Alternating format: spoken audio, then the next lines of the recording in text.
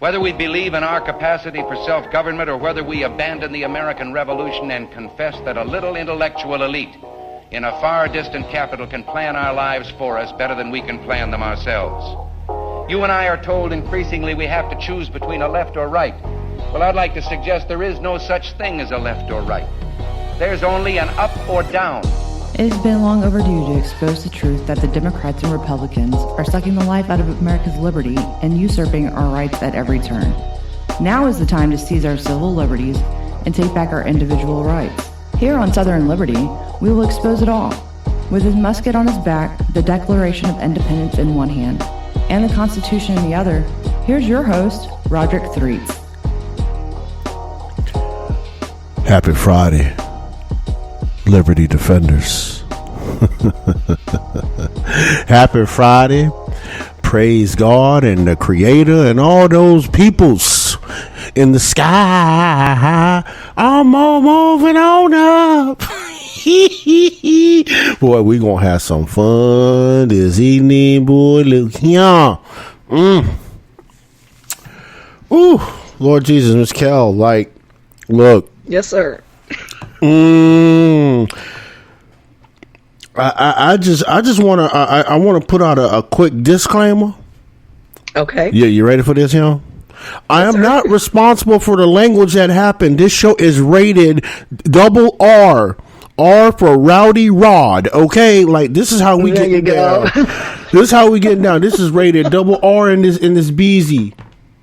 You know what I'm saying? Because this is how we gonna get down. This is how we gonna get down. Wow. This is how we gonna get down. Because you know what? We gotta call a spade this time around.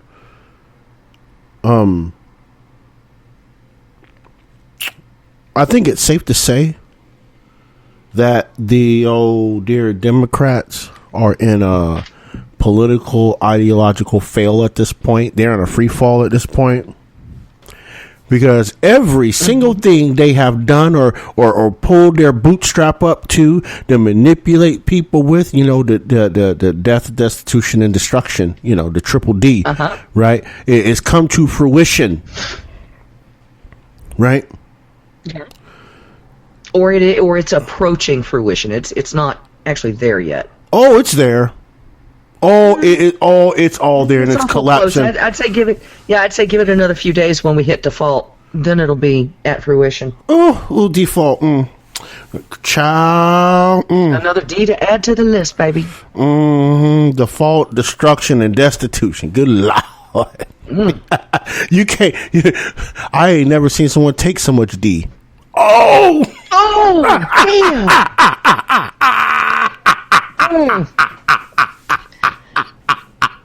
Yeah, I went all the way down. You wrong for that. You just wrong. I had to do it. I know you did. That was like that volleyball spike. It's like the ball was right there. It's like dun dun dun, and I heard the song "Chariots of Fire." Say "Chariots of Fire" in the back, and saying almost fire in the background. Dun dun dun dun dun. And I was like, I can see myself jumping up. Wham! I'm gonna have to start keeping score. How many slams is Rod getting tonight? Okay, we're rolling now. Good grief! Oh God! Oh Lord Jesus! We going to hell? Wow! This weak stuff. You're the one who said it. Look, you laugh with me. You either driving or in the back seat. I don't know where you at, but you going right with me. I ain't in the back seat. I ride shotgun. You kidding? All right, cool. I don't know who in the trunk then, but they better shut up back there. All that thumping, right? All that thumping and beating and screaming. I don't know. Ooh, they're gonna get the cops called on them. Wee woo, wee woo. Flashlight. Could you imagine? Speaking of the police behind us, could you imagine? You remember Eddie Murphy's Raw? You remember that? You remember when he did the San Francisco cop? Pull over. That could be Dylan rolling up behind us. Pull over, girlhood pulling you over. I'm like, dang, which one we today? We transphobes or xenophobes today? Like, what y'all charging me with? Damn. No, you said that, and the first thing I thought was Dennis Leary talking about the bicycle cops in New York City. Oh, the bicycle cops too? Yeah. Yes. Oh my God, it was hysterical. Man, these guys are just sad. All right. I'm going to pull you over on my Schwinn. I'm going to pull you over on my ding, ding, ding. All right. In my swing. Yeah. Pull over or I'll keep racing after you. Ding, ding, ding, ding. Right. Oh, my God. Oh, we're going to hell for real. But for real, like, the Democrats are in a free fall right now. Yeah, I think they are. Because they did not expect this week to fall out the way it did. No. Right? They didn't expect it to fall out the way it did. I mean, look, start off the week, right? Mm-hmm. Start off the week. California is no longer going to allow reparations in the state. Yeah. Because Gavin Newsom decided he found a $21.6 billion deficit. Oh, yeah. We can't do reparations. We got a deficit. What? Mm-hmm. What? You got a who? Yeah. You got a what? Yeah. Yeah. Now you found some excuse, huh? Oh, yeah. I mean, this whole Democrat meltdown this week literally has like screwed, quote unquote, crayon box a second, so-called black folk in the United States. They have literally showed their ass. Democrats have showed their ass.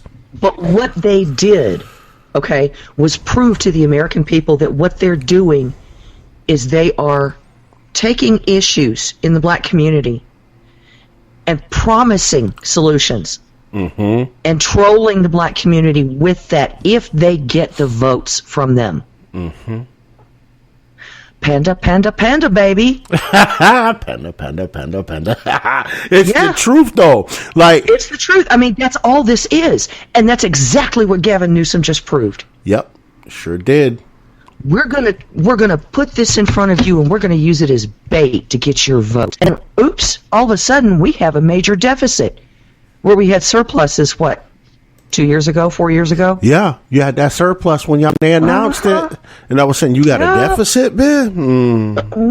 Something ain't right. Somebody's mathematics are in wrong place. Yeah. So, how we say it? The math ain't mathin'. The math ain't mathin'. And I'm sorry, like I said, this has been the case throughout the history of the Democratic Party. Yep. Put it in front of the voters you want, troll them along like a damn baited fish, get their vote, and then yank the rug out from under them. I mean, it's the literal, blatant, in-your-face disrespect for me. Yeah, it is. And people are not picking up on it. Like, okay. It's not just Gavin Newsom, though. Look at what they're doing in Chicago. Oh, no. We'll get to that. We'll get to that. Okay, I'm just saying that's in there too. We're gonna get to that one because now we'll get to that. But yeah, and now on top of that, not only are these the black folk ain't getting no redress for no reparations. They're also sending what? Now that Title 42 is sunset. And they're now in Title 8. Now they're in Title 8. These people, they're actually busing these people. It's flat out been said and proven, right? I actually talked to a couple people today that are actually down there on the border. They're actually putting these people, check this out. Okay. My one friend, Karen, she's down there on the border right now, right? Yeah. She sat there and watched Border Patrol, no word to lie, let in at least 1,100 in less than 2 minutes through a gate. Not shocked. Like, she sat there and watched it. Like, 1,000 people, and you think 1,000 people just rush right through the gate, 2 minutes, gate lock.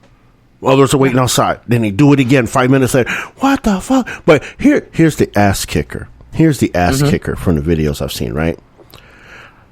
Obama phone 2.0. Yeah. Yep. check this out, people. These cats, when they come across that border and they get on that bus and they take them to Laredo, or they take them to wherever their destination is, right? They handed them a packet inside of a big ass Ziploc bag with a court date and a cell phone. Ain't no lie. I got the video. They handed me, like, look, I'm going to go down and get me a couple phones. You need one? Yes, please. I could always use a throwaway. Okay, cool. Like, I'm getting phones for everybody. I'm getting, really? Yeah. Look, I'm gonna say it again. Democrat Party sits here and talks about, oh yeah, we care about the people, but you can't give a homeless man a cell phone so he can get a job and get himself off the street. Huh? It's not just the cell phone. I'm just worried about the cell phone part. Okay, the thing is it's not just the cell phone. Mm-hmm. This is costing the American taxpayer, and I heard somebody break this down the other day, it's costing the American taxpayer on average $404 a day. Yep, that's right.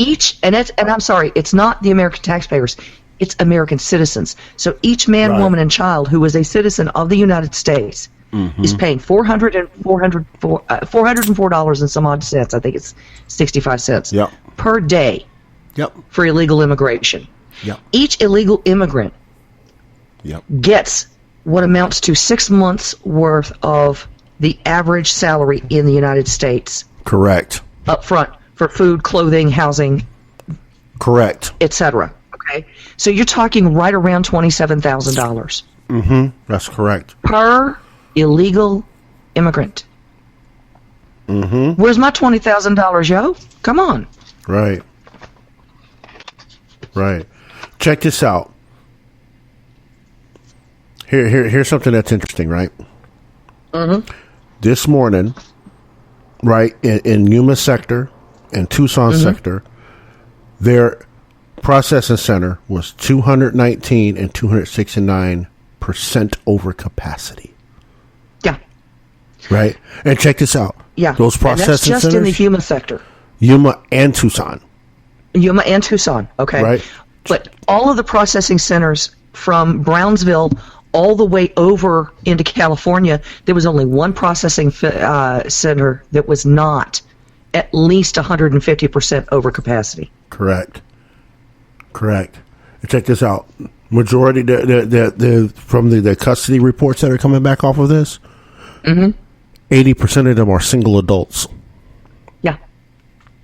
And of that, I would be willing to guess about 70% of that is adult male of military age.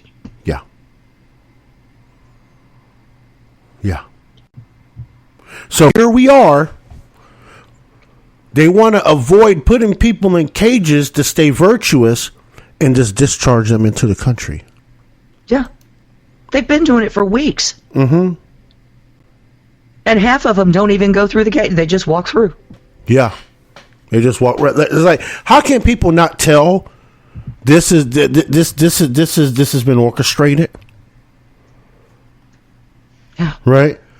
I mean, these border towns, I feel bad for them.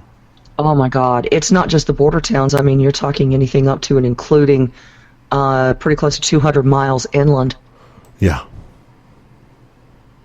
You know, I mean, we're seeing an influx here. Right. North Carolina, you know? Right. Unpopular opinion, right? Mm-hmm. Here's an unpopular opinion.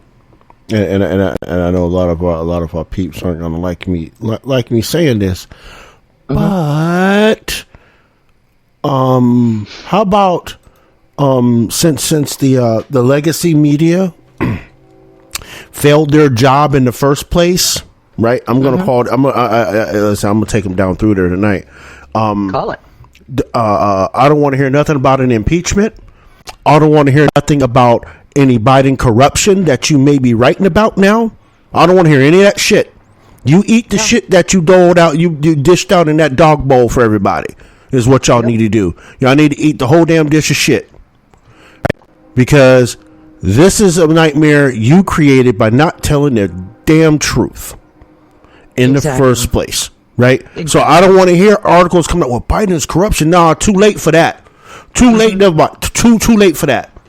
Well, and it's not just the Biden corruption. It's the cover-up as far as illegal immigration is concerned as well.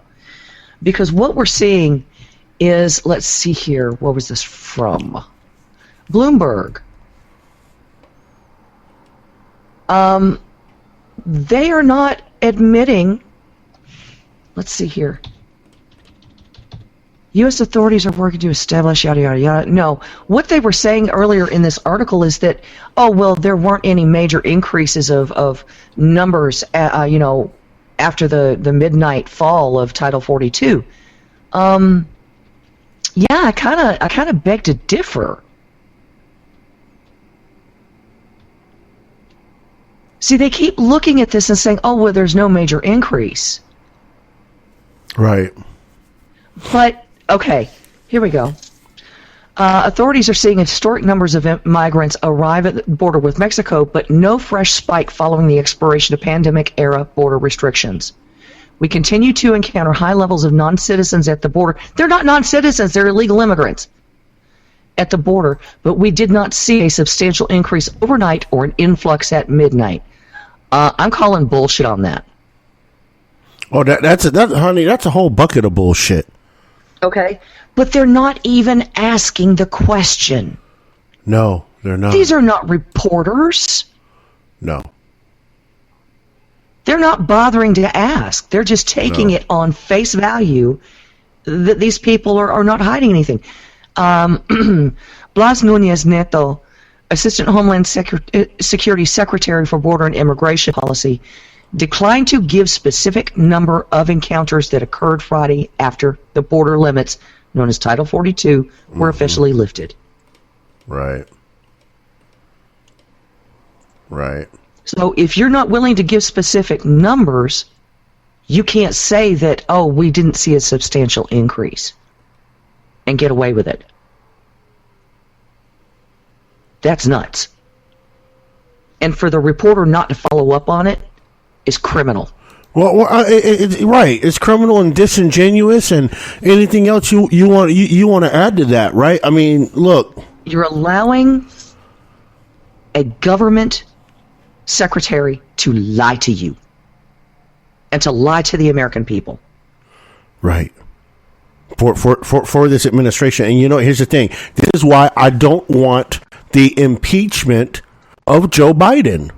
No. I don't want it. No. Take your medicine, folks. Right. It's not the fact to take your medicine, but what I want people to really see, right? Because again, we've talked about it before. Our liberty defenders have talked about it before. People are not ready to get uncomfortable when they have this shit thrown back in their damn face. And this is one of those teachable moments where, you know what? Most of us are already prepared for shit like this. So we just want to sit back with popcorn and a jug of moonshine. And we're gonna sit back and just watch it all go down and watch the corruption crumble around them. And then they holler, "Oh my God!" Nope, sorry. See. Here's the problem with the left wing, right? They stand so virtuous on these particular values as far as humanitarianism and philanthropy, right? But when the policy is destructive, right? They want to tuck tail and run, and too many of the right wing likes to bail it out. Right wing, don't bail them out. No, not at all. Right, stand on your own. Right, if it's dire, jump in, but stop being the left wing's Captain Save-A-Ho. Right, yeah. They need to learn their lesson about how and what they're doing. Right, I mean it's all, and the whole thing is coming out. How they trace back how they got the letter. Judicial Watch, Tom Fitton got the letter, right? About this, they passed around the letter. They get CIA, ex-CIA, and intelligence officials that signed that letter to say that Hunter Biden laptop was bullshit, was Russian propaganda. When it come out, none of the materials have been touched. Thank you, Ms. Harridge, over at CBS for exposing that also, right? Absolutely. And People think this shit's just cool, just like the whole January 6th that came out, and that's all bullshit now, right? The thing is you're looking at it from a semantics point of view as well, okay? Mm-hmm. Oh, well, John Brennan didn't sign that as an official from the United States government. He signed it as a civilian. Well, okay, wait a minute. No, he signed it as the former director of. Mm-hmm. Okay? Of the CIA. He didn't sign it as John Brennan, citizen average Q, okay? Right. His signature has weight. Yes, it does. And it still holds a lot of power. Mm-hmm. In certain circles, the man's damn near God. Yeah. Or at the right hand of. Right.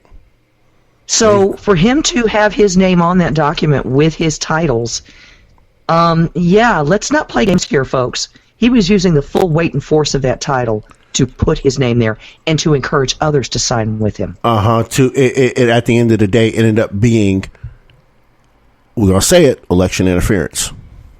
That's exactly what it is. Right. And if you think it's not, you're out of your mind. Yeah. All this crumbling around them, right? And I think it's safe to say all of us have said, you know what? We told you. Yeah. We told you. We right in. We told you. You want to say, oh, we got to get rid of Donald Trump and the right wing, and we need to do all this, right? To a point, right?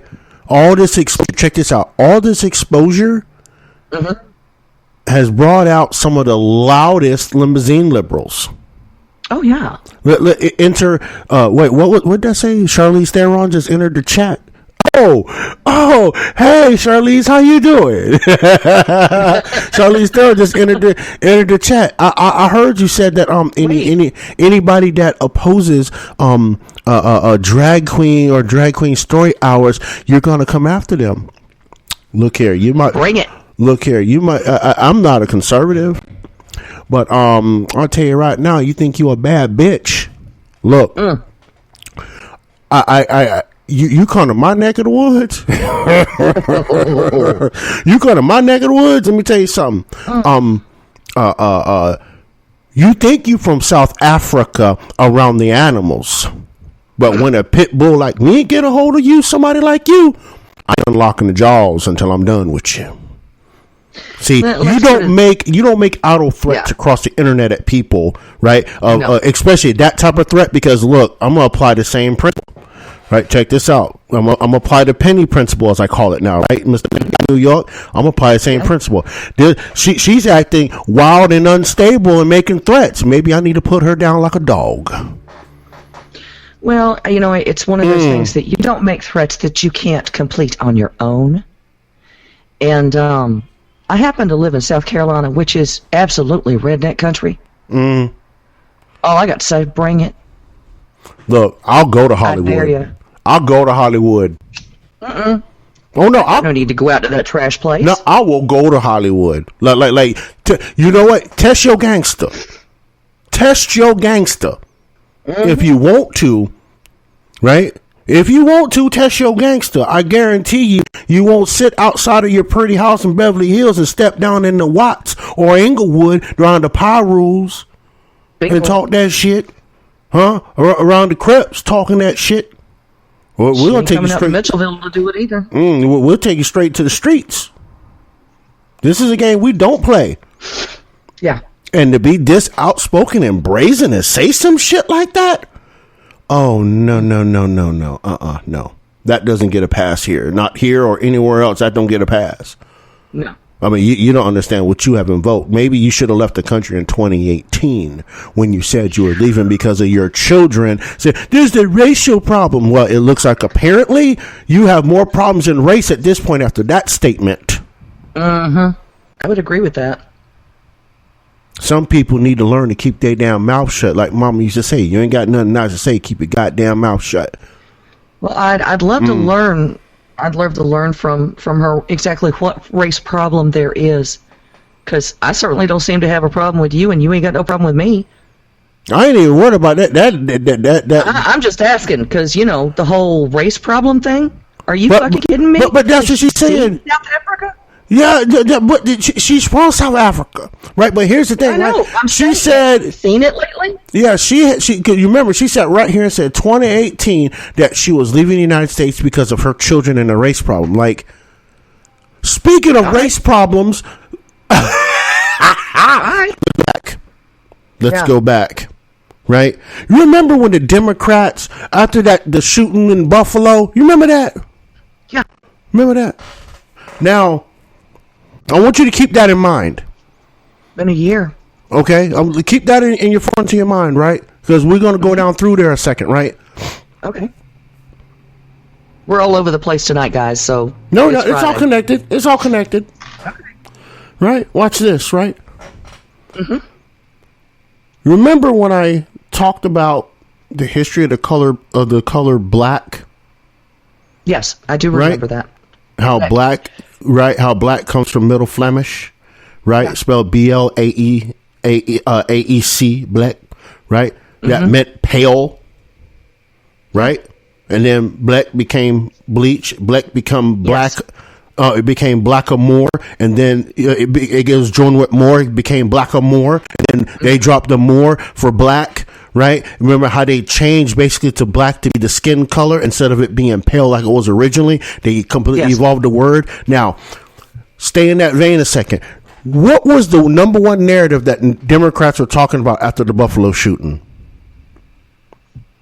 What were they saying? I have no clue. I didn't pay any attention to them. It was the great white replacement theory. Oh, good God, yes. I remember that now. Right? Okay. Right? Yeah. Now, watch this, they right? had been talking about for decades, yeah. Democrats are saying, well, these white people are afraid of the browning of America. Right? Okay. I'm like, okay. Now, on the surface, right, you're like, okay, let's look at immigration. They're letting in all these people. Right? Mm-hmm. They're letting in all these people. Majority of them are Northern Mexicans, and we know Northern Mexicans are a little bit whiter on the skin. Mm-hmm. Right? And on Sunday, and remember when Aja was on, she was talking about a lot of those illegal immigrants are told to mark white on their applications and shit. Yeah. But they're brown people. Mm-hmm. Now, watch this, y'all. This is no further than a stone's throw from what the government pulls up for the concept of race. Now, if you think I'm bullshitting, I'm gonna let Kel do this for me. I'm not gonna do anything. I'm gonna let her read it. What I want you to do, Miss Kel, I want you to Google about the topic of race. U.S. Census. Watch this. I'm gonna tell you, y'all, the light bulb's gonna come on when she reads this. Watch this. Hang on just a second. I can't type tonight, guys. Oh, the categories of race? About the topic of race, specifically about the topic of race. U.S. Census. Okay. It's one of those things where it says, what are the 7 different races? Nope. Ethnic groups, census breakdown by race. How many ethnic groups are there? They're not giving me a whole lot on this. No, it should. When you Google it, when you Google about the topic of race, U.S. Census, it should bring you specifically to the article about the topic of race. Oh, okay. It's an article. It's not the census itself. Okay. No, it's not the census itself. No, but when you search it, you got to search it. Okay. About the topic of race, U.S. Census. Got it. And it should be like the first one about the topic of race. Yep. U.S. Census Bureau must adhere to the 1997 Office of Management and Budget standards. All right, do me a favor. Watch this. Do me a favor. Read white for me. A person having origins in any of the original peoples of Europe, the Middle East, or North Africa. What? Yep. See what they did, right? They browned whiteness. Yep, they sure did. Right? So now let's apply this to the border. It's the same bullshit. In Mexico, yeah. It's the same bullshit. So what they're doing, they're trying to redefine what white is. Oh, wait a minute. I'm looking here because I'm seeing white, black, or African American, American Indian or Alaska Native, Asian, or Native Hawaiian or other Pacific Islander. I'm not seeing Latino. No, Latino. I'm not seeing South American. Well, yeah, South Americans and they're under Native American because they are indigenous peoples. Oh, okay. Any person having origins in any of the original peoples of North and South America, including Central America. So there is no longer a Latino box. No, there never was. It was an addendum, Hispanic, right? Yes, but it wasn't an official federal thing. It wasn't official federally. These are the only ones that are recognized federally, right? So they had people deny their nationality, right? Because they didn't fit in the box. So that gave them the leeway to what? To Mexicans and the sort to be able to mark white because they had already browned white. Well, and the fact of the matter is if they're from South or Central America or even Mexico, okay, if they call them American Indians instead of white, they are due other services. Correct. That's why they hide that. Yeah. So this is the same thing. So when we sit here, going back now that we have the context, we can put this back into the sandwich a little bit, right? Now, when we're talking about, right, the Democrats hollering, "Oh no, the Great White Replacement Theory is garbage, it's racist." You've already browned out whiteness, right? You by federal statute, you have browned out whiteness. Or you have whited out brownness. That too. Whitewashed it, yeah. But I tend because to you're think, no longer allowed to claim your national heritage. You're only an American Indian. Right, or you're only white. Or you're only white. Correct. You can never say again, if you are now going to become an American citizen, you can never again say, I am of Hispanic heritage. I'm of Latin heritage. Right. That is correct. That is exactly correct. Damn. That is exactly correct. Which it's crazy. Yeah. To think that, right? Now watch this, right? Watch this, right? Now, white. I'm gonna take y'all down there through on white, right? Okay. And y'all can look this up in an Oxford unabridged dictionary. Unabridged. I don't know none of that new garbage. The unabridged dictionary, right? Because it has what year? Meaning. I got like 6 of them sitting up here. Right? So here's the thing, right? White being an adjective like black, right? From Old English is whit. HWIT, right? Which meant bright, radiant, clear, and fair. Which is translated from Proto-Germanic, which is wheat. Right? You'll notice where I'm going with this a second, right? Which is also sourced from not only Old Saxon, but Old Frisian, wheat. Right? Now, if we get all the way down to Sanskrit. Yeah. Now, remember, if you know Sanskrit comes from Semitic language. Right? Sanskrit is part of the Semitic languages, along with Amharic. Right? Sveti means to shine. Right? And if you go back and you look at quid, means white. Means wheat. Yeah. What color is wheat? Kind of a gold. I rest my case. Yeah, it's a golden color. See what they did, right? They changed, right, the original meaning from Sanskrit, right? And again, y'all can go look this up. If you can find an unabridged dictionary and find a true unabridged etymology book, you can see it for yourself. How they changed the words, how they changed black, which meant pale, into darkness, and then changed white, which was brown, golden brown, kind of dark, right, into a bright pale white. Yeah, a bright pale. Okay. The thing that people don't take into account, though, is lingual shift. We have always had changes in language. Yes. That's never been part of the issue. Right. It's the usage of that lingual shift. Correct. That becomes the issue. Correct. And they have used it to weaponize, to separate people. Because if people go read the Papa Coyoteta, right, and we're talking about, right, we're talking about the Pope Alexander II, right? Yep. And this is always a question when we run across this change of color, right? Portuguese, all that stuff, right?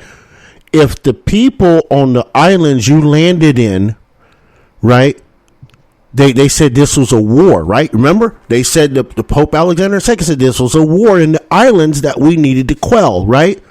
Yes. Here's the thing. Why would you castrate people you're at war with instead of kill them?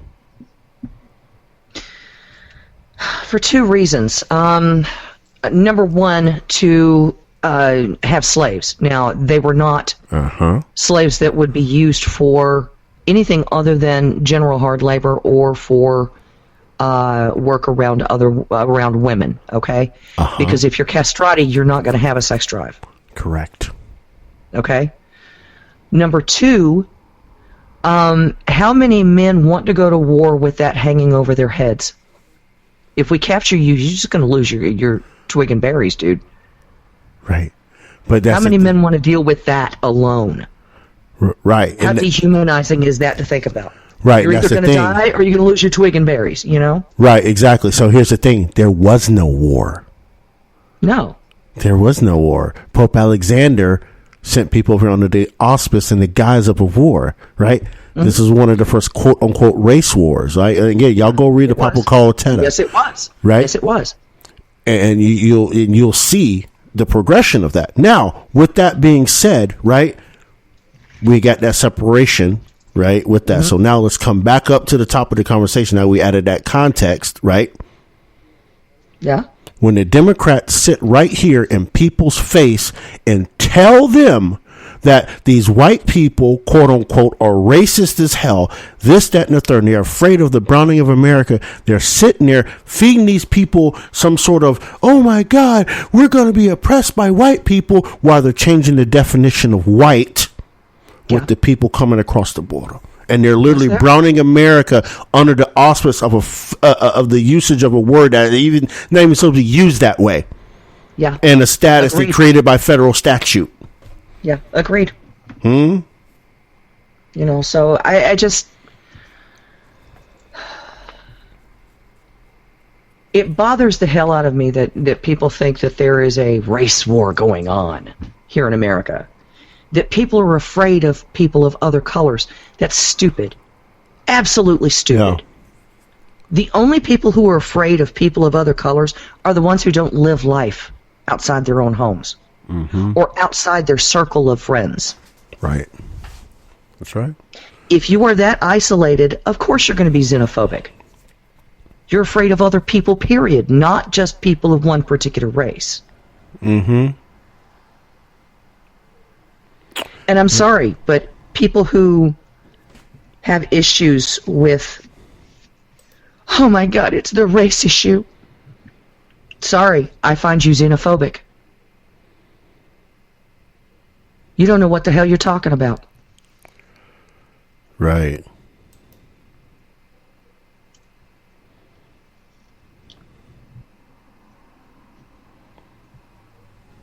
You know, and people can say it all day long on college campuses and everything else. Oh my God, you're just out to demoralize and dehumanize people. No, I'm not actually.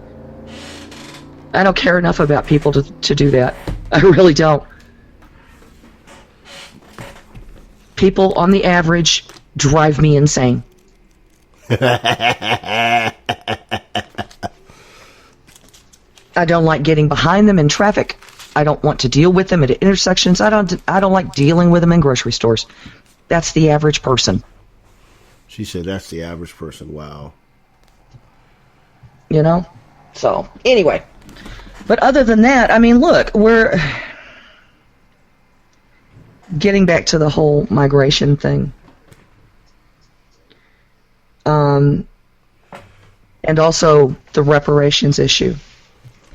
Like I said at the beginning, and we've kind of gone toward that steadily with bringing in the race card. The people in Southside Chicago are livid. Absolutely livid. Yeah, they are. And they have every right to be. Them people's is on fire. I got a clip from that press conference today. Oh, do you? Cool. Oh yeah, I got a clip from it. I want people to go ahead and listen and see what they're talking about, and I'm gonna add some color commentary. You already know how this is gonna go down. Y'all sit back and relax a minute. These resources that have not come to us, now you want to overly compensate for people who never lived here before, and we need to be taken care of first and foremost before anything else happens here. Why would any leader put our black communities already riddled with crime at further risk by placing unvetted non-taxpayers steps away from our seniors, our children, and our homes we've worked so hard on our own to secure? We are at war, people. Our communities are at war. They are violating our communities, and we asking that we across the country, and we asking and we're demanding for office of Black America, or whatever you want to call it, to deal with issues like this. That's right.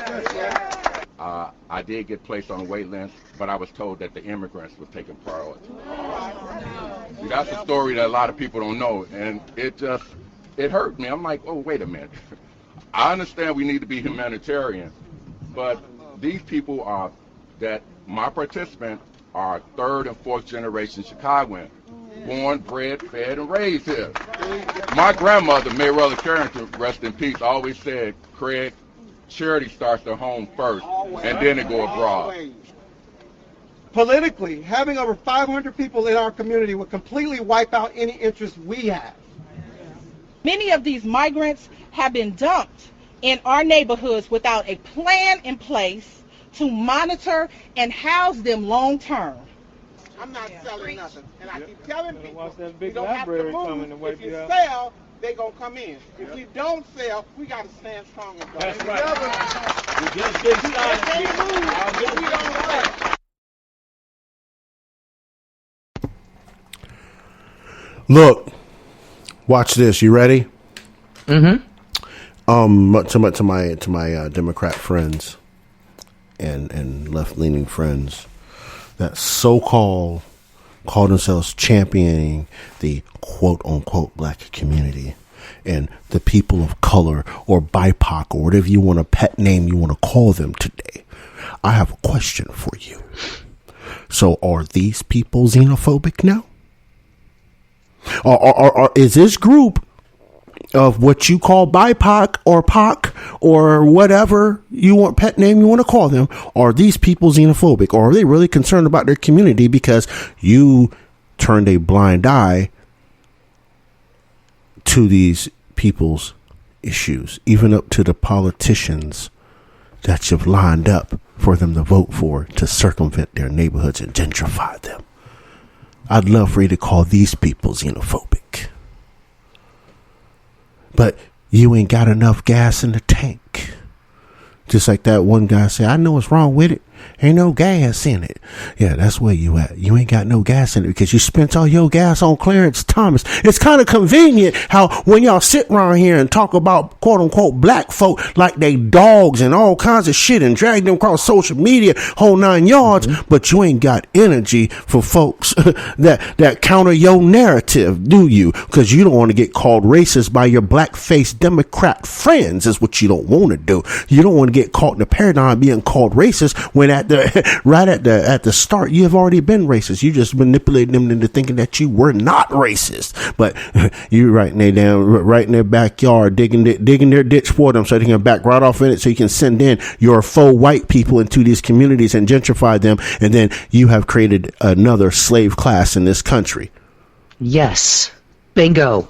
Huh? Oh my God, and that's the thing that most people aren't looking at.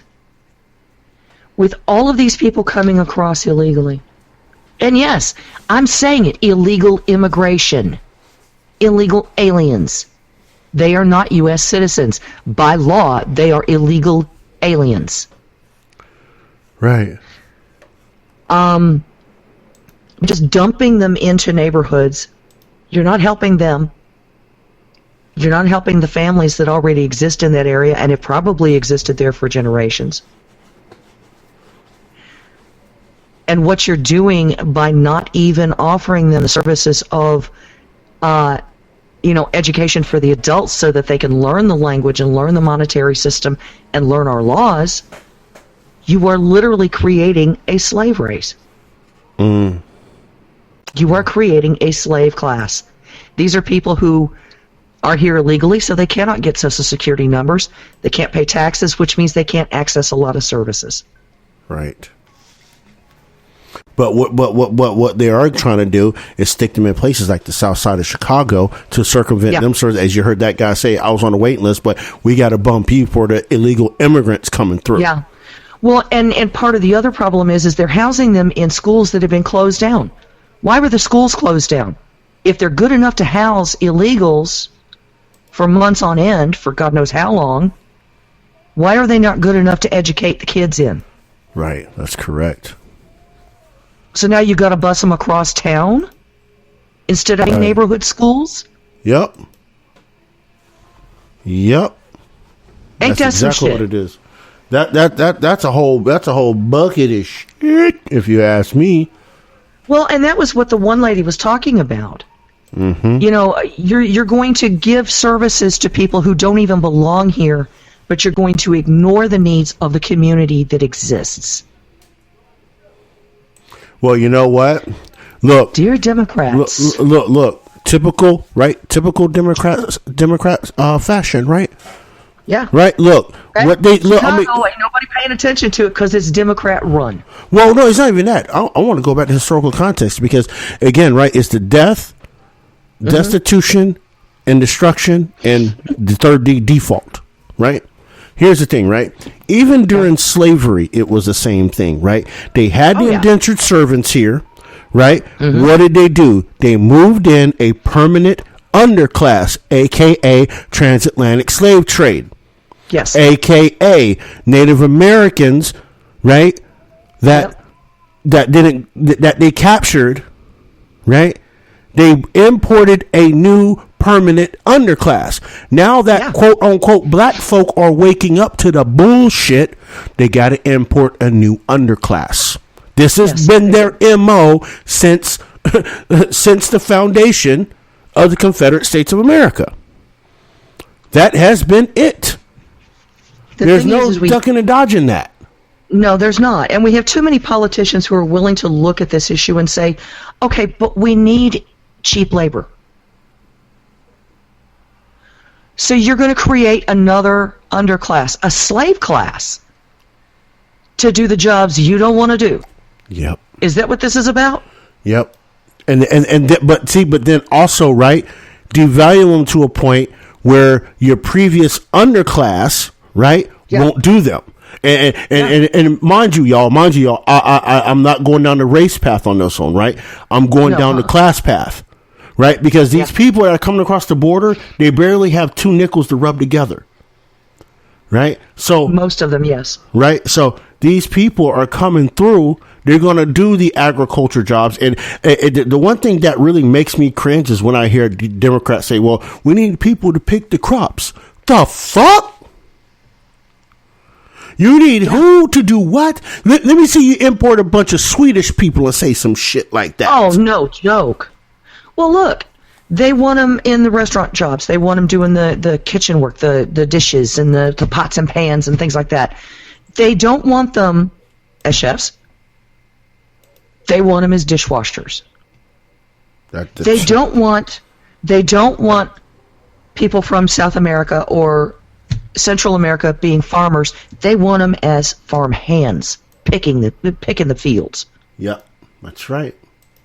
That's right. Because God knows if they become a farmer, that gives them power. Yeah. I mean, that kind of look. Then I kind of go back, Democrat narrative, 40 acres and a mule. Nope, you ain't getting that. And then if you do get it, we're going to make it hard for you to keep it.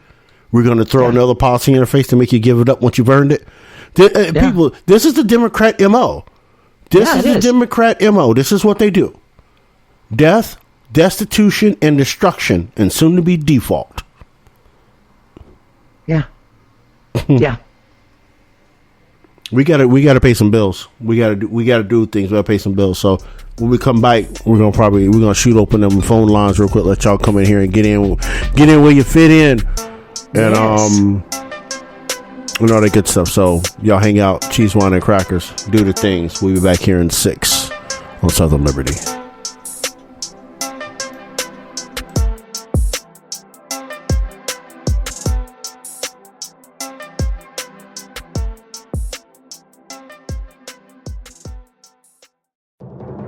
I'm Elizabeth McDonald, and this is the Fox Business Report. Stock indexes ending the day lower after a report showed consumer confidence in the economy continues to sour. The Dow down 8, the S&P 6 points lower, the NASDAQ falling 43. Today's top gainers on the Dow: IBM, Procter & Gamble, and Home Depot. The leading Dow decliners: Nike, J.P. Morgan Chase, and Salesforce. The price of imported goods rose 0.4% in April, though excluding gasoline and other fuels, prices are actually down 0.1%.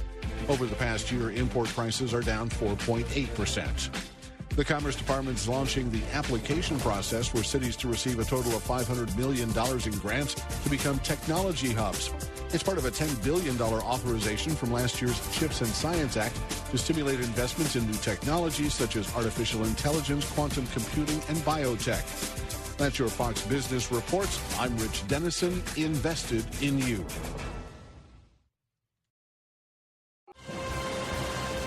Do you want to know what's trending now? You can defer payments of a full NetSuite implementation for 6 months. No payments and no interest for 6 months. This is a big deal. NetSuite by Oracle has never made an offer like this in its 22 years as the leading cloud financial system.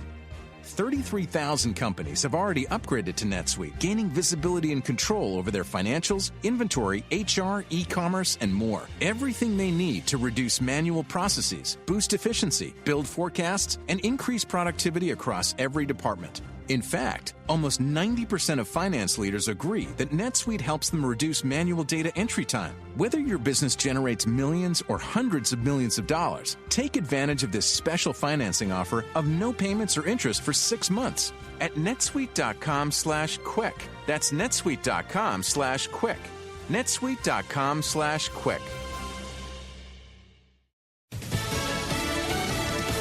For asylum. I'm Lisa Lacera, Fox News. Thousands of migrants have gathered at the southern border as Title 42 expired yesterday with the belief they'll be allowed into the United States. People have camped up along the side of the fence here on the Mexican side. Some have gone over, some have gone under the fence. There are actually sewer grates periodically here because of the mountainous terrain. Down in the middle there, you've got about several hundred migrants along the side of the fence. And the Border Patrol has been coming by on a daily basis and taking 300 to 400 of these migrants out and taking them into processing, and yet every day it gets replenished. Now, we've been here for 3 days. We've seen the vans come up and pull people out, and yet they continue to come. Fox's William Lajeunesse in Tijuana, Mexico. Homeland Security Secretary Alejandro Mayorkas has said multiple times migrants should not try to gain entry, and those who wish to be granted asylum need to apply through an app or at migration centers that have been set up by the U.S. A 17-year-old boy from Honduras died this week in U.S. immigration custody in Florida after being found unconscious Wednesday morning. President Biden's debt limit talks with congressional leaders are on hold for now. For the second time this week, the big four congressional leaders were going to meet here with President Biden, but that meeting was abruptly pushed to next week as staff-level negotiations continue through the weekend. I don't think there's enough progress for the leaders to get back together. I don't know having certain ones in the room that's even productive. Still, House Speaker Kevin McCarthy says talks have not broken down as a deadline to raise the debt limit could hit as soon as June 1st. Leaders in the House and Senate may also need to scrap a Memorial Day recess. Fox's Jared Halpern at the White House. On Wall Street, the Dow lost 8 points, the NASDAQ off 43, the S&P -6. America is listening to Fox News. You know when your eyes are bothering you? And they feel like a mix of stressed, dry, and sandpaper. Let's call it stry paper. Not a word, but you get it. And so does BioTrue. BioTrue Hydration Boost eye drops provide instant moisture for eyes like yours. Plus, they contain an electrolyte, antioxidant, hyaluronic, and no preservatives. Naturally inspired ingredients that you can feel good about. So next time your eyes get that stry paper feeling, try BioTrue eye drops. China, a big topic of conversation between Western leaders this week. The growing influence of China. It's one of the central concerns of G7 finance leaders who are currently meeting in Japan. The leaders have yet to agree on specific countermeasures, although it is expected that the group will discuss targeted controls on investment in China and how to reduce overall reliance on the country. China has fired back in recent months by imposing its own sanctions on U.S. weapons companies. Meanwhile, as this meeting continues, the current U.S. debt standoff has overshadowed much of the meeting. In London, Alex Hogan, Fox News. A federal judge says it's unconstitutional to ban gun sales to young adults in the U.S. The 71-page ruling by U.S. District Court Judge Robert Payne in Virginia states that a law banning gun sales by licensed federal firearms dealers to 18 to 20-year-olds violates the Second Amendment. It's the latest ruling since last year's Supreme Court decision that said judges should no longer consider whether the law serves public interest like enhancing public safety. The judge wrote that many American citizenship rights are granted at age 18, including the right to vote, enlist in the military without parental permission, and serve on a federal jury. Keeping young adults from Second Amendment protection would put limits on it that don't exist with other constitutional guarantees, according to the ruling. Tanya J. Powers, Fox News. New Hampshire Governor Chris Sununu has proposed a path to legalize recreational marijuana that would be similar to how the state controls liquor sales. Saying in a statement, this path would help keep substances away from kids by ensuring the state of New Hampshire retains control of marketing, sales, and distribution, eliminating the need for additional taxes. Being laced with fentanyl, House Speaker Democratic leader Matt Wilhelm says the push to legalize marijuana has strong support in New Hampshire, and he said regulating the drug could also help protect public health. I'm Lee Silasera. This is Fox News. The Fearless and Proud podcast series looks at acts of bravery and strength by women. And in the first season, we'll look at women who played important roles in the Civil War. In episode 2, as the war approached their kitchen windows or as their own loved ones went off to fight, women decided to put on a uniform or disguise themselves and join the struggle in ways not seen before. We'll discuss how these women maintained their disguises and why the era's social mores helped their deception on both sides. Listen ad-free on Fox News Podcasts via Apple Podcasts, and Prime members can listen to this show ad-free on Amazon Music.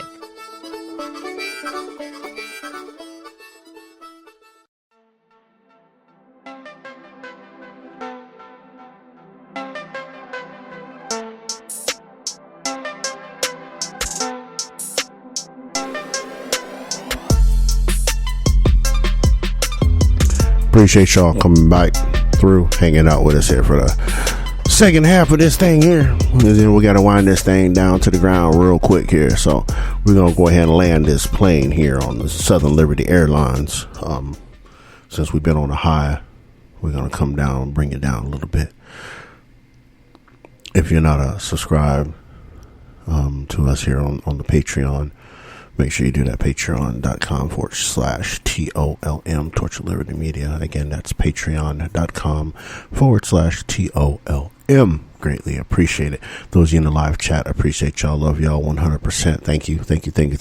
Those y'all in South Florida, Southeast Georgia, and Utah, thank y'all for listening. And all my international listeners, live listeners, I appreciate and love y'all too. And those of you that are here this later, I love you too for taking the time out to kind of listen to the gibberish. We got to call it gibberish. You know what I mean?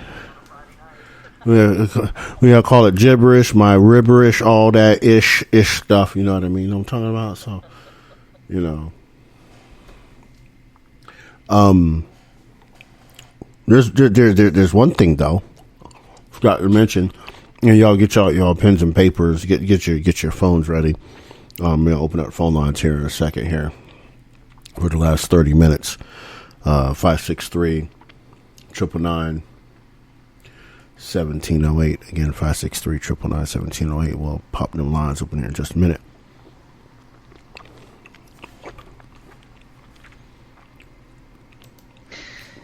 Now, Okay. a federal judge in Florida, just so you know, we had talked about earlier about how they were just letting them just pull through, just pull them out, issues a temporary block to the migrant parole policy. Now, here's the funny thing, right? How did they have an exact head count? Or approximate head count of people? Yeah. For these phones, for this paperwork, unless they already had NGOs on the other side already working it. They did. And the fact of the matter is the NGOs have been involved all the way from Venezuela and Colombia all the way up.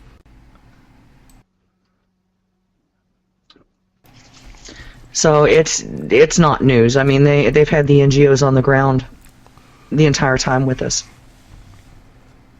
What I found fascinating was the president of, I think it was Guatemala, calling our government and telling them that there were 80,000 Venezuelans on the way through. They were building another caravan. Yeah. 80,000 just from Venezuela. Yep. And do you know what answer he got from our government? What did he get? Leave your message after the tone. Beep.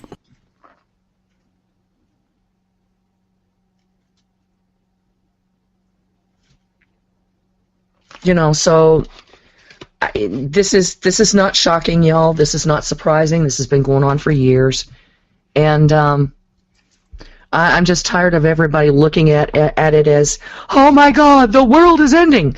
No, we're going to have a hell of a lot more people here. We're not going to be able to find goods that we need. Our communities are going to be growing by leaps and bounds with people who don't speak our language or know our laws. And there's going to be a lot of issues. A lot of issues. And we've been pounding that drum for years, and nobody has paid attention. So, you know, you get what you vote for. And you guys voted for it. Just saying. You think that's some slick way? That's a way to try to get the guns out of people's hands as a whole? It's a hell of a way to do it when you increase the crime rates and statistics in any single community and defund the police departments. Good luck with that. Just checking. Don't mind me, just watching. Well, no, I mean seriously. Because when you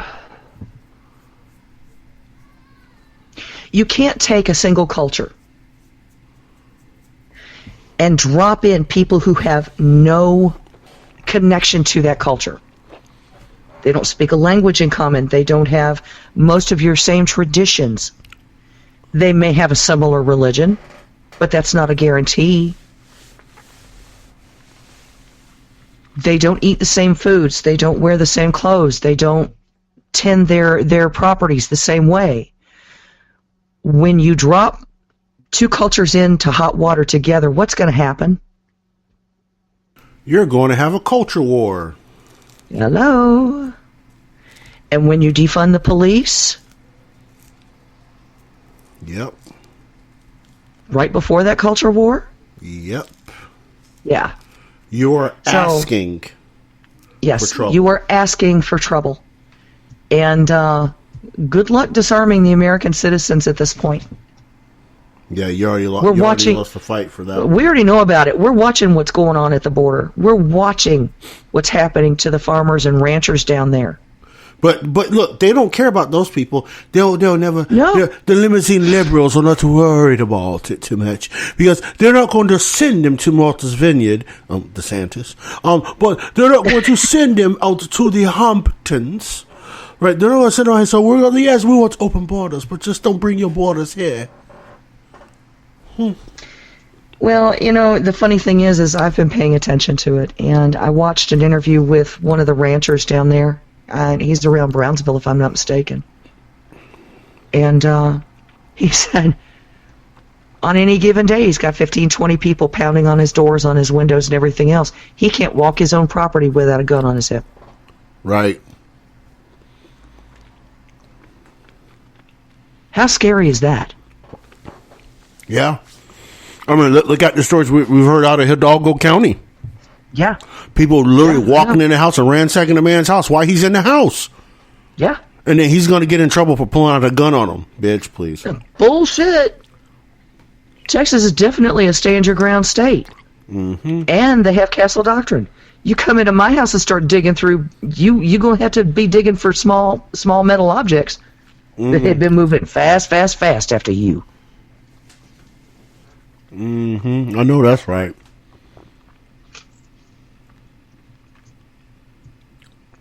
Like, so, I don't understand the intentional blindness about this issue when it comes to politicians, particularly politicians in Washington, D.C. Right. And it is intentional blindness. Oh, 100%. 100%. So, hey, y'all made your bed. Now the rest of us are going to have to lay in that thing. I don't want to. Sorry. You're damn right. Like that shit is just. Well, you look at it. The rest of the citizens of the United States, no matter where these people land, and I'm saying these people because I don't know them from Adam's house cat. Okay? Right. Wherever they land, you're putting strains on communities. You're putting strains on the grocery stores, on the gas stations, on the restaurants, on hotels, on housing as far as rentals go. Right. And there's not a whole lot of home sales going on right now because of the interest rates. Who in the hell's going to sell you a house? Unless they're going to rip you off. Right. You're exactly right. Rental rates are already up all over the country. So they're not getting it for cheap. And guess who's paying for it right now? We are. Well, all of us is. You're right, damn right. So, yeah, I have a major problem with it.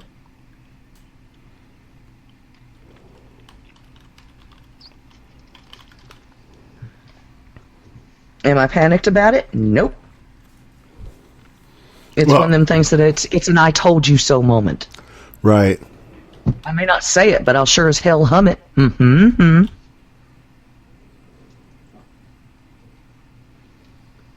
Yeah. It makes I just don't get it. It makes no sense to have I don't even know how to even fix that. Right? Like, I don't know that there is a way to fix that.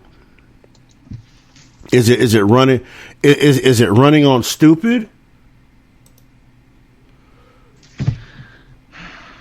Look, you and I have both said this for years as far as the politicians go who are dealing with this or not dealing with it, as the case may be. The states have never sent their best and brightest up there. Right. They send the most dangerous ones. The ones that they need to keep out of local politics. Correct. And that's exactly what's happening. Mm-hmm.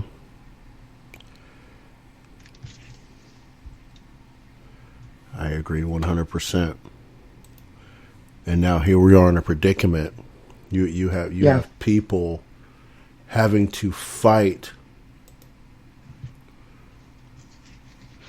tooth and nail, right? Mm-hmm. To save their communities. Yeah. Because people just cannot do right by others. Yeah. And it's not just their communities, it's a way of life. Right. I mean, because if you look at it, that's exactly what we're losing here is a way of life. I mean, we thought everything was changing 2 years ago, not for the better. And yeah, it's that's proving to be true. Yeah. That's exactly correct. Mm-hmm. So, anyway. Just open them phone lines up. Yeah. They'll bring everybody through. 563-999-1708. Again, 563-999-1708. Call in with your comments, your concerns, you just want to get it off your chest. Come on through like Kung Fu as always. Let us know how you feel. You got any questions about anything we talked about? Any of that? Mm-hmm. Come on down. Next contestant on The Price is Right. Oh, man. I'm watching all of this mess, and it's nuts. Did you get a chance to see that town hall? I did, as a matter of fact. I did. That was rather interesting. That was interesting. And I found it fascinating that the moderator didn't touch on the future as far as the 2024 elections. She touched on his existent record and mistakes that she felt he made. Right.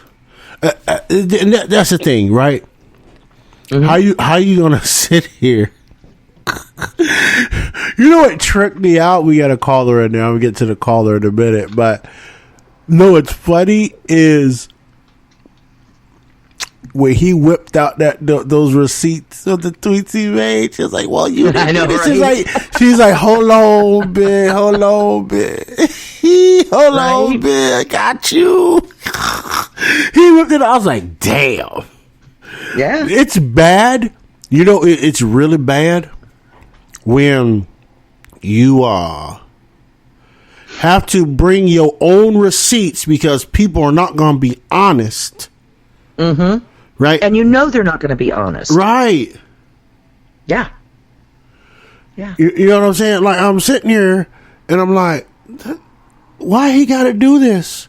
Because of the dishonest media. Yeah. Right. I loved it. I'm sitting there listening to it, and he calls her a nasty woman, and I thought, well, yeah, she was being a nasty person. Mm-hmm. Like, when he was like, and the other part, right? The whole Ukraine. Well, he went with Ukraine and Russia, and he said, no, we don't need people dying. Like, yeah, what's Gucci? Exactly. What's more important, people dying or what side wins? And right there showed America. If America was watching that, I know they were. They were like, "Oh my God!" But I seen the limousine liberals and stuff and the progressives on the Twitter today. They were like, "Oh my God, I can't believe they had him on." I'm like, "But what part about what he was saying he didn't come with receipts for?" Yeah, right. Like, was he wrong? Right. Where could you prove him wrong? And then Anderson Cooper, AKA Mr. Vanderbilt. Right. Yeah. Sat right there and was like, well, we apologize to you for bringing the lies after lies. He didn't tell lie after lie. Like, come on, man. Don't be disingenuous. And then when he said he wanted people, Russians and Ukrainians, to stop dying, like, stop the shit. You're right. Yeah. Stop the shit. Like, how much further do you have to go with that? You go, I want Russia to win. And no. Okay, what is better for not only regional security and global security, but also for the people in that region and around the globe? Right. Peace, not war. Right. But you want to say who? And I come from a damn warrior family. Mm-hmm. Most of my family are Marines. Mm-hmm. Wow. It's one of those things where peace is always the objective. Always. And to have somebody sit there and say, oh my God, you're backing Mr. Putin? Oh, shut up. That's not what he said. Right. He said he wants people to stop dying. Yeah, it's funny how they'll twist themselves in the circles, right, to either get a gotcha moment or play victim. It's kind of funny how that happens. It is funny. It is funny. Let's get to the caller. The call on the line. Yes, sir. What we got here? Let's pull the 805. Who you be? Where you at? What's good? This is Rocky, and I just cannot do anything else but agree with you guys on the last couple minutes where you said, hey, let's stop the dying, and we got to have some peace negotiations here. Yeah. Yeah, because if we don't, it's just going to continue on and it's going to spiral out of control. Well, it's already out of control. And It is. Well, Rod's right. It's already out of control. Yeah. But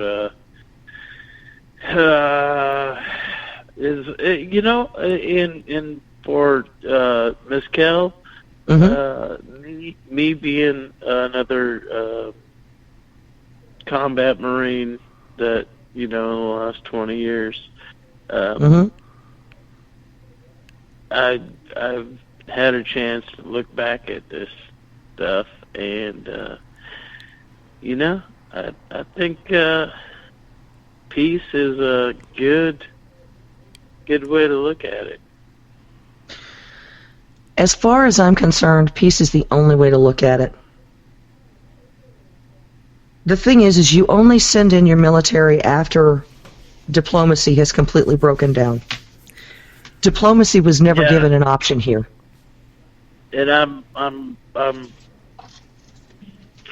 almost embarrassed now because I went in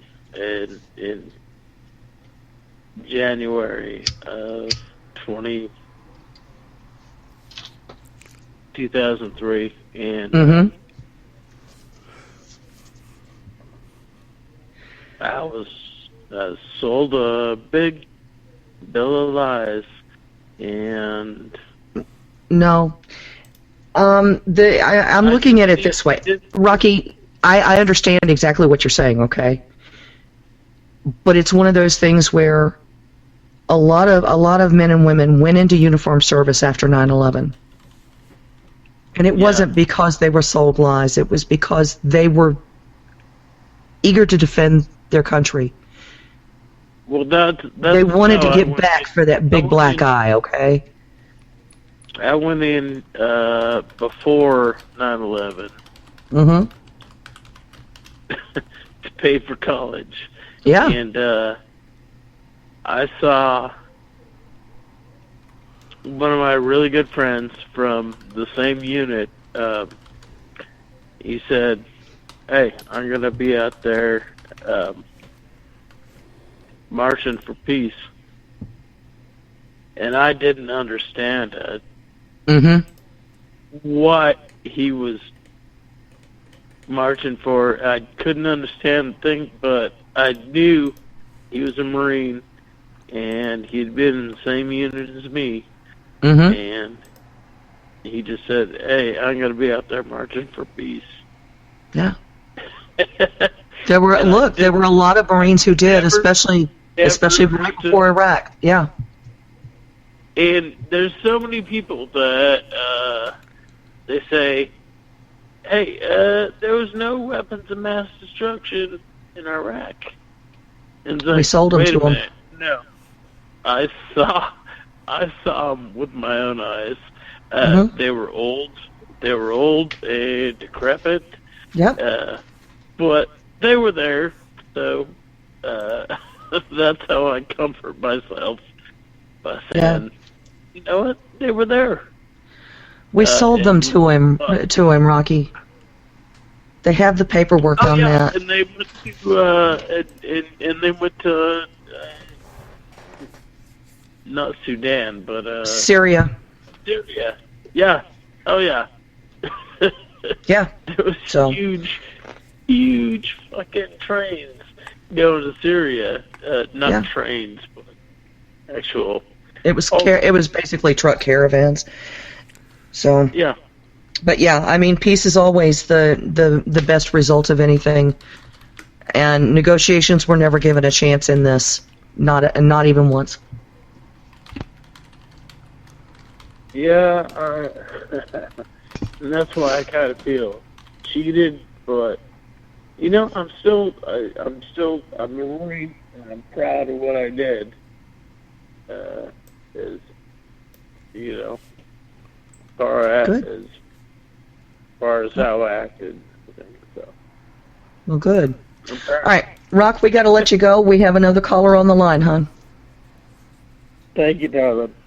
Thank you. Have a great night. All right, let's see.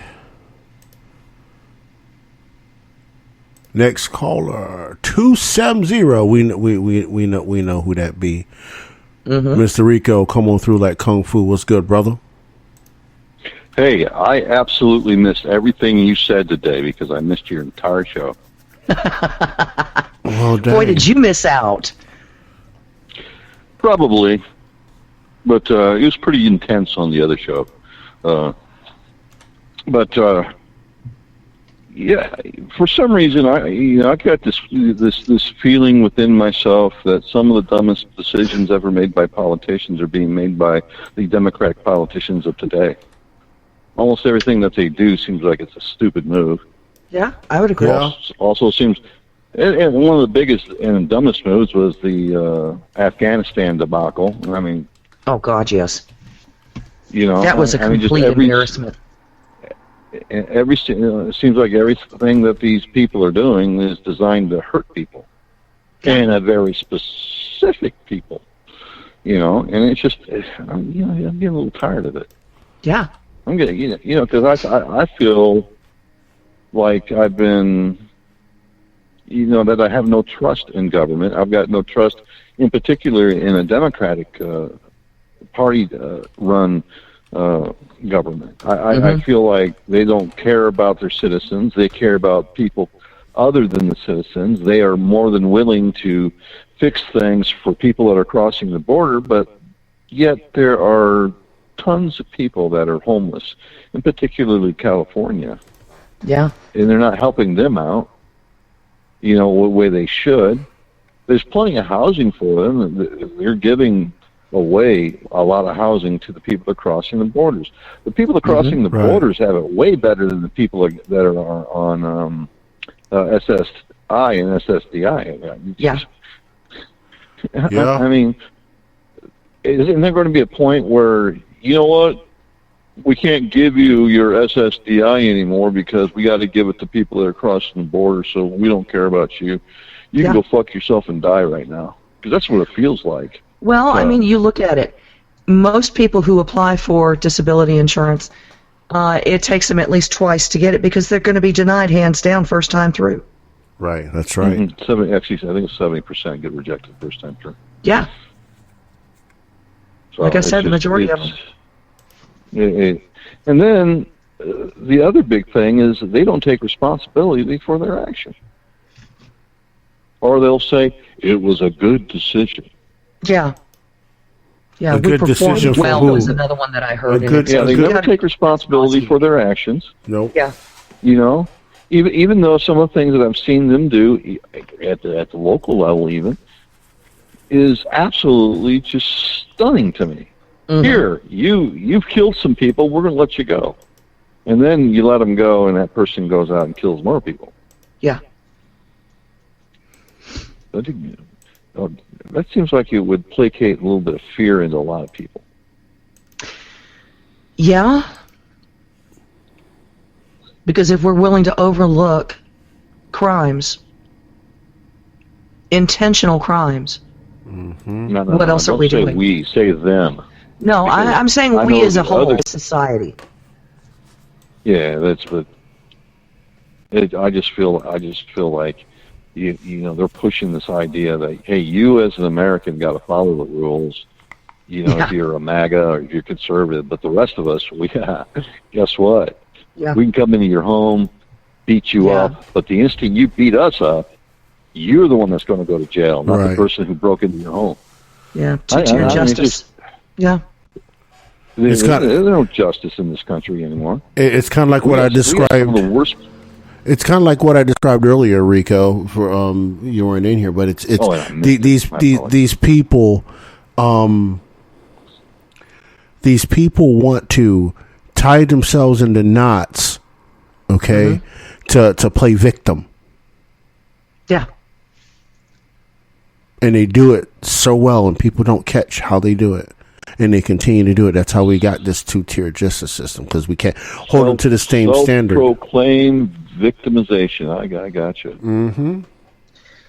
And I this whole reparations in California is guess what? The Republicans now have a tool, because they're not going to come up with the money for those people. Guess what? You failed them. Yeah. Yeah. You guys have listened to their promises all this time, and what do you have to show they failed for you it? on the biggest promise they could possibly get you. Yes. You know? And what do you have to show for it? No damn thing. And apparently status has more important than actual being a victim. Yeah. Well, it is, because status of being because what they do, Rico, is they virtue signal off of the victimization of others. Look at what I'm doing. I am so great. I am helping out BIPOC and POC and Tupac and all those other acronyms we can call minorities, right?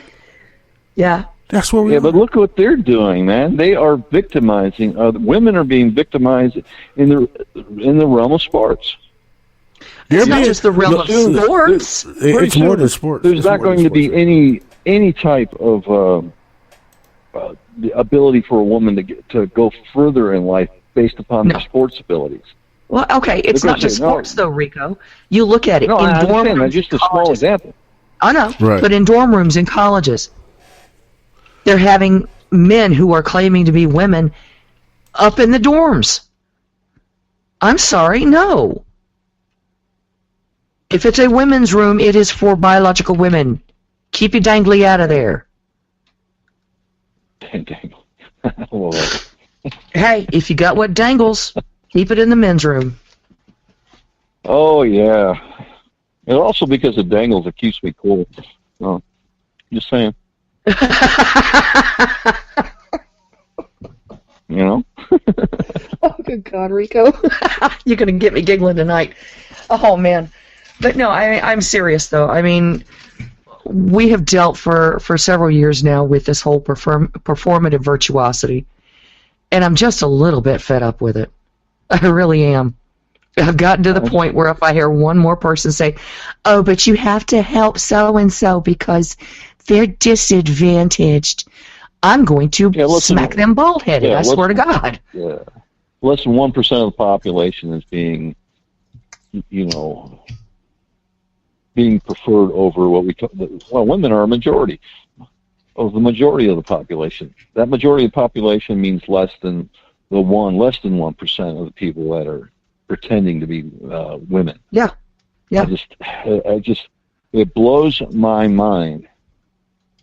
You ever notice when a trans gets all upset and angry, they use their manly side of things to threaten you? Yeah, let's step outside. Yes, I know. Yeah, I noticed that. Man. Oh, okay. Let's step outside. Okay. I'm sorry, a woman is not going to say that. She's Bruce Jenner. her ass right there. Look, you can step outside, man. You can step right on outside. Let's go. You want to step outside? We can do this. I guarantee you're not going to like what's on the other side of that door when we step outside. Agreed. Like, you taking me this far? Oh, yeah, it's going down, and it ain't me. Mm-hmm. Well, like I said. Well, you got to be careful about it. You got to be careful about that, brother, because they'll use that against you, even though you might have been in the right. Oh, yeah. Oh, yeah. But like I said, women don't say things like, let's take it outside. Women will beat your ass right there where you stand. Yeah, snatch you by your wig. Oh, you ain't joking. Snatch your weave out. I am not saying that. Look, like I said, all I'm sensing is some of the dumbest, absolutely biggest mistakes, anti-constitutional, anti-liberty. Every aspect of it goes completely against the former American way. Yeah, it goes against societal rules in all kinds of ways, but nobody's paying attention to that because oh, well, we didn't like that society. I don't care if you liked it or not. Don't like it, get out. Find someplace better. Oh yeah, and the thing is that we got all these Republicans that, they're, somewhat fighting for us, but they can't really fight for us because they don't have the power in the right places, because all the power in the right places have been corrupt and taken over by the Democrats. No, I think both of them are just as corrupt and just as bad. I don't see any delineation there because it's a uniparty anymore. There are some shining examples of actual Republicans. I mean, Thomas Massey and people like that. I have a sense that most of the people that believe in the Constitution actually are on the Republican side of things, the conservative side of things. And for the majority, yes, I would say that. I don't think there's Not many. all, but for the majority. I don't want to say none because we got blue bloods and stuff like that. But yeah. I feel like the people that are potentially going to help this country, other than ourselves, happen to be on the Republican side of things, and I feel like, or at least on the conservative independent side. I see what you're saying. Because they have taken the power away from the people. They have taken that power. And they've changed it, and they've corrupted it. That there's no chance for us to really have a fight in a legal sense, in a sense where we take things to court. We can't do that anymore because that power has been just eliminated by the other side. That's what I feel. I feel very powerful about that, and I feel like our country it doesn't have a legal system. It doesn't have a justice system. It has an incarceration system that's going to take you just simply because you think differently. And I hate that. I honestly can't say you're wrong. I can't say you're wrong on that, Rico. I'm going to let you guys go and listen to the rest of you on the old Morans. We'll talk to you later. All right. Hugs, honey.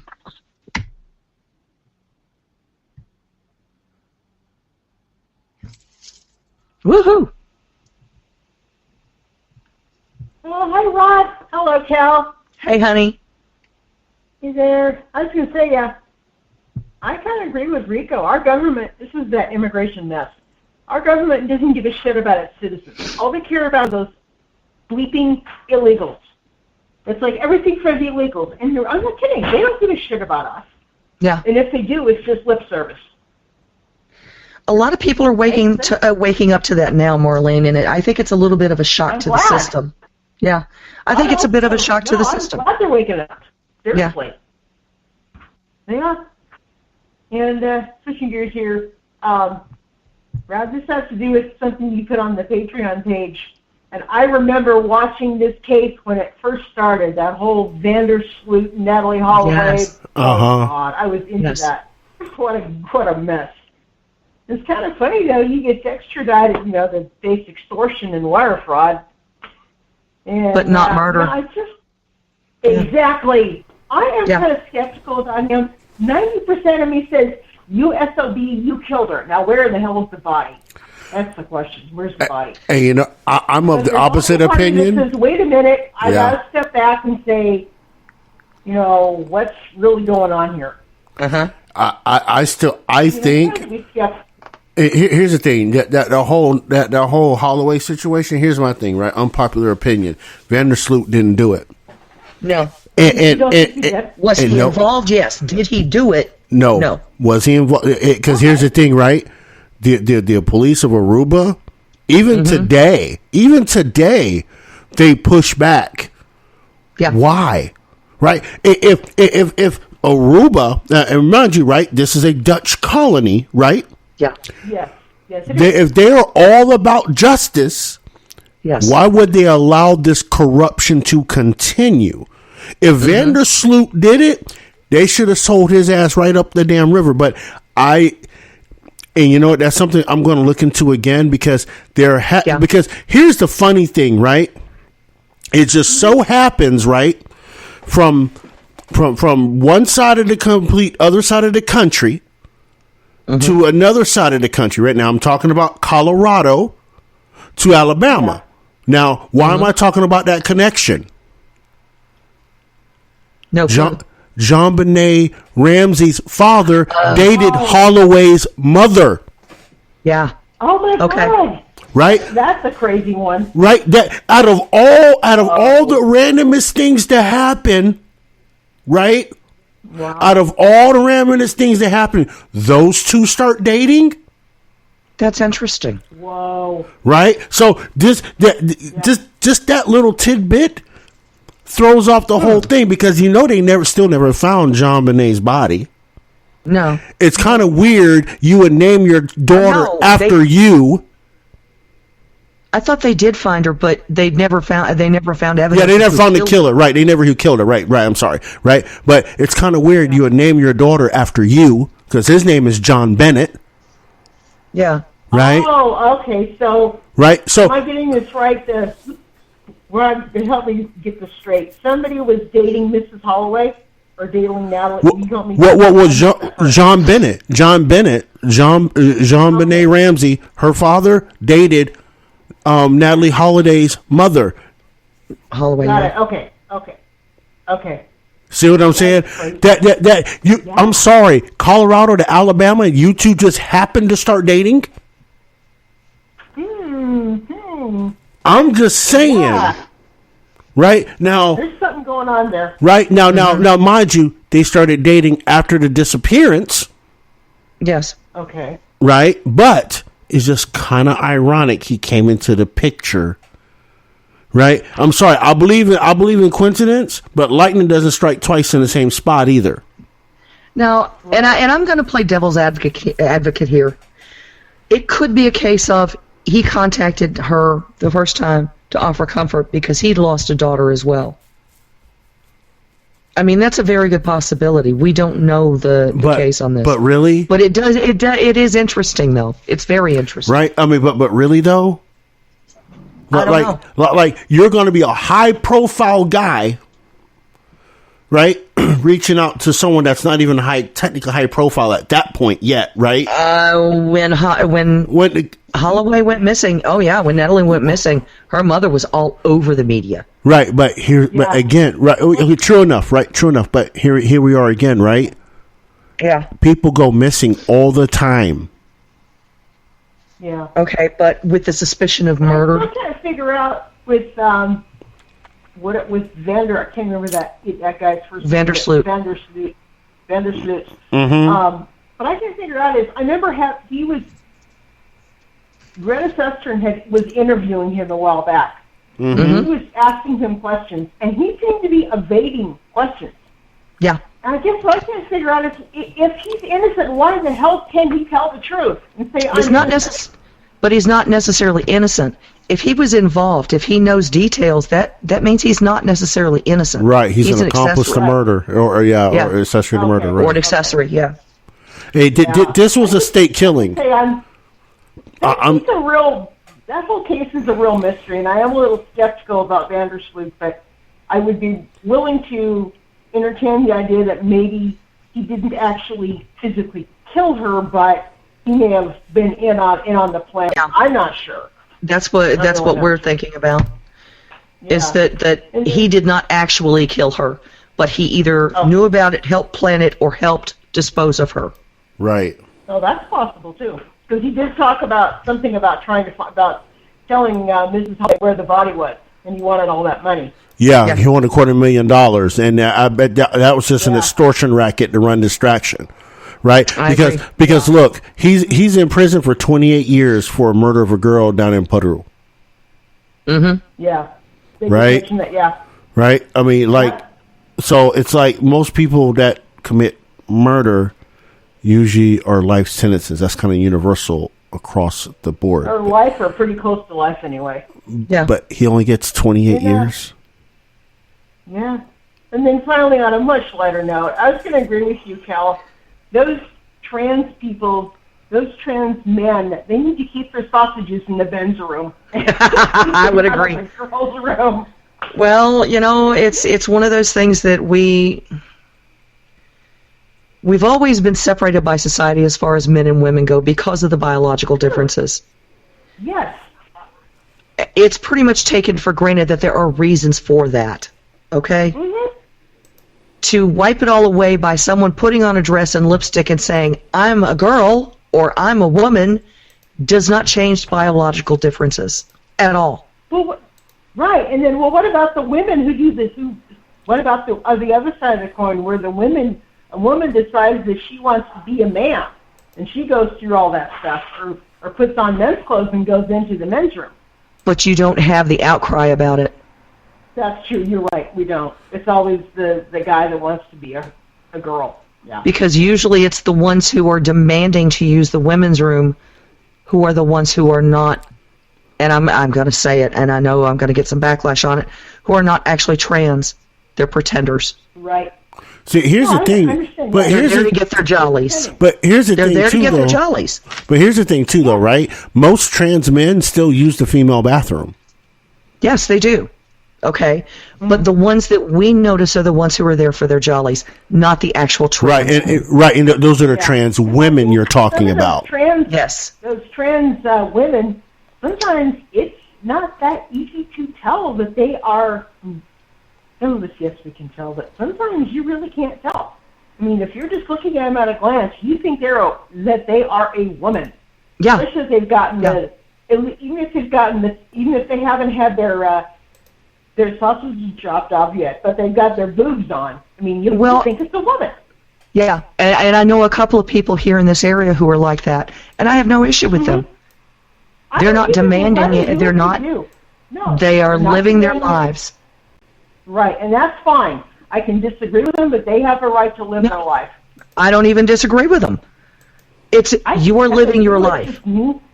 Right, they're living their life, and I guess what I'm really saying is I don't agree with their lifestyle, but if they doesn't bother me. use that lifestyle, that's fine. They can do it. They have the freedom to do it. Excuse me. My issue with all of the transgender, and I'm going to say the transgender movement, is not the people who are living their life as trans people, okay? My issue is pushing it in the schools. My issue is pushing it onto kids. Oh, I'm right there with you, Cal. I think that is absolutely disgusting. My issue is that stuff into the schools. Those kids are big. They don't need that to be lectured and shown that crap. Exactly. Wait till they get older. And the thing is in schools and that, they don't need to know about any sex. I'm sorry. Until you're in middle school or higher, you don't need to know about it. Exactly. What's the point?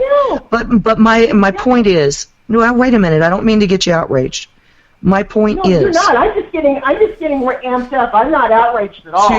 I'm agreeing with you because it pisses me off that these kids have to see all that. Okay, but it's not just that. Okay? It's when you go into a restaurant. I just saw a video from this past week where a trans person was screaming at a customer in a Starbucks about being disrespected. I'm sorry. Maybe it wasn't intentional. Not calling you ma'am does not mean you're being disrespected. Sit down, Skippy. Right. Instead of yelling and screaming, sit down. Just let it roll off your back. And if you are that militant about it, you might want to take a few steps back and realize that not everyone in society is going to accept you, and take it for what it is. Work harder to be a good part of society rather than being an obnoxious piece of shit. Just saying. Exactly. No, exactly. I'm agreeing with you. I really am. Because I think that, I mean, like I say, I don't see too many of those people around here. I have seen one who I think it's a him to a her, and I don't even know this person's name, but they obviously, they're not bothering anybody. They're living their life. They're doing whatever it is they do. And I don't think that, as far as I know, whenever I've seen that person, they don't seem to be shoving it down somebody else's throat. No, one of the trans people I know here in this area is actually a Vietnam vet. Oh, cool. And she and her wife are very happy. They've been married for a very long time. Well, cool. I mean, it's just... But I'm not going to sit there and say they can't do it. It's just, that's great that they're happy. Yeah. Yeah. So as long as they're living their lives and you know, being their own selves, I have no issues. You're going to be obnoxious about it, then I'm going to call you out on it, is what it is. And I'm going to say this for anybody. If you're obnoxious to me, I don't care if you're trans or not, I'll call you out in a heartbeat. Do this, Kel. I probably would too, mainly because when I was a lot younger, I was teased when I was a lot younger. And if someone starts giving me crap, I'm going to let them have it. And it's not going to sound very nice. No. Depending on the situation, I can remember at least one time when I was still working that we had a lady working for us for a while, and I just basically, I let her have it. I told her to F off. Because she deserved it. There are a lot of people in this world who need to be told that, who never learn it from the beginning. You know? I mean, let's be completely honest about it. That's right. I'm here again. All right, honey.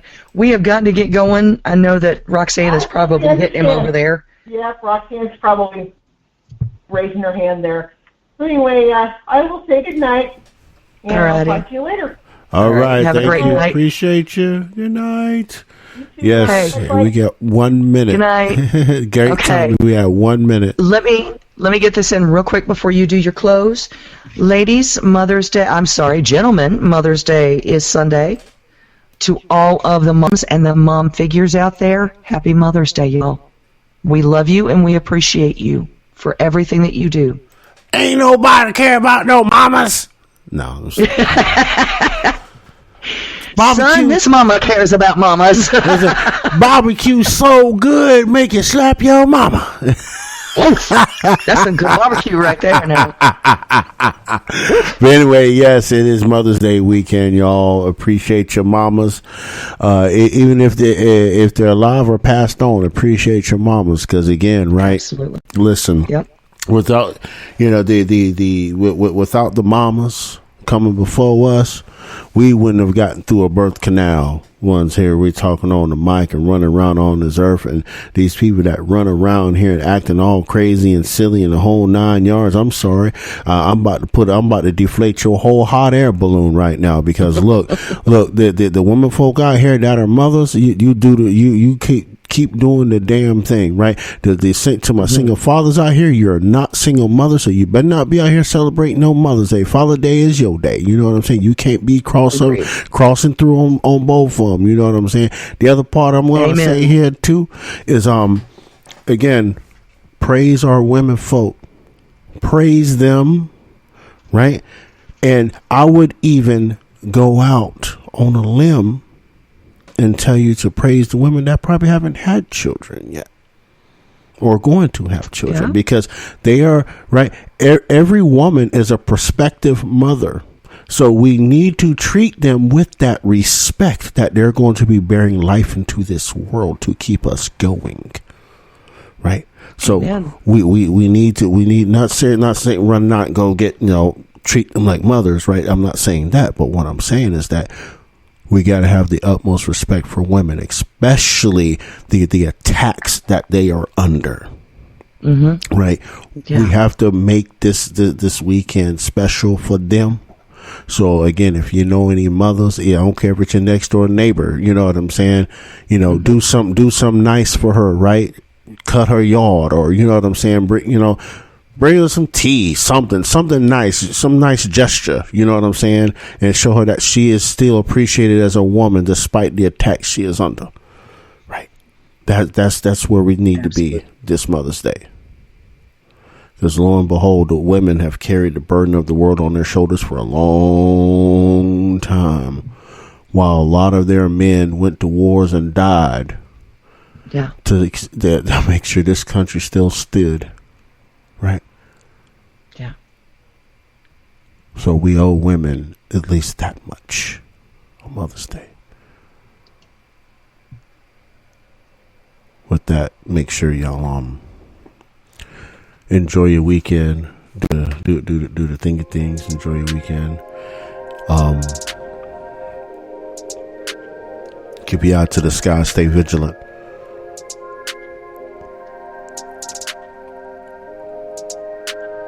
And enjoy it. Just remember, I'm just a messenger, and if you listen, he'll bless you too. Until next time, on good old Sunday for Chasing Life, Liberty, and Monarchy, 8 p.m. Eastern, Sunday. Life, love, liberty, and happiness. Peace. Thanks for listening to the Southern Liberty Podcast. If you enjoyed this episode and you'd like to help support the podcast, please share it with others. Post about it on social media. Subscribe to our Patreon at patreon.bpmg.us or leave a rating and review on iTunes. To catch all the latest from Roderick, you can follow him on social media at manofjustice007. Thanks again, and we'll see you next time.